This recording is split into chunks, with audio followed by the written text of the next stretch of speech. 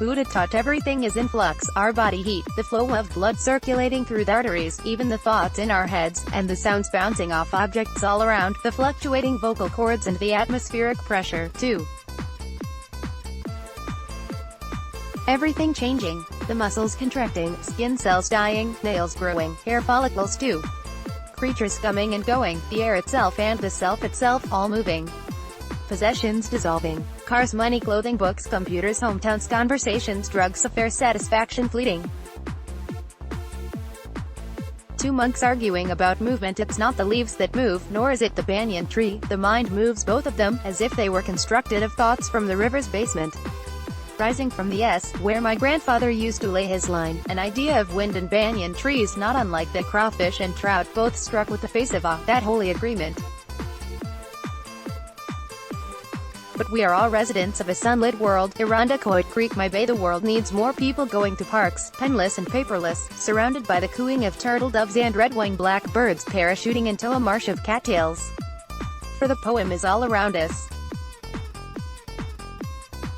In the black mirror of Irondequoit Creek, in constant motion, breathing oxygen as the roots off hemlocks suck moisture from the late July air, as toddlers do when they are thirsty for affection. Meeting Toni Morrison. No, it's a classic, so what? I need to read it. As a white male, I need to read that book and meet her for the first time, on her terms, in her words, with her voice spatializing the acoustics of my world for a change. Soul cliche, the growling thunder of my soul. That's a cliche, isn't it?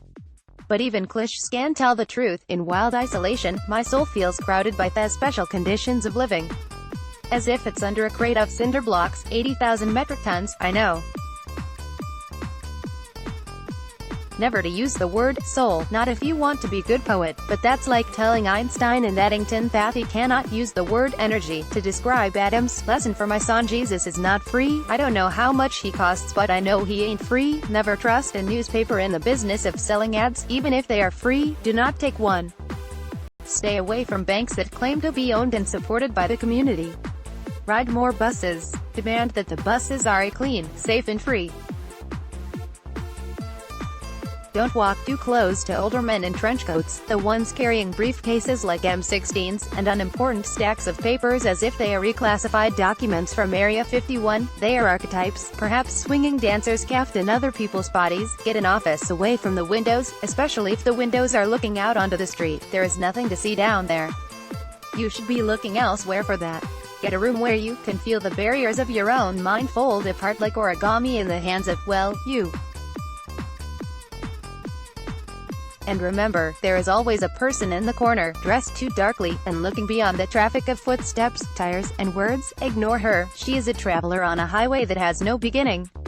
She watches the cars pass by like you watch the minutes disappear. She is an observer of the voices you will never be able to hear, and make sure to say hello to the taxi drivers. You will know why someday. You will know that all people deserve your attention. You are not required to give it to them, but they deserve it. Related read poems by Forest Rivers, Mysterious Tao, Earth Dance, An Ode to One and More. Image, George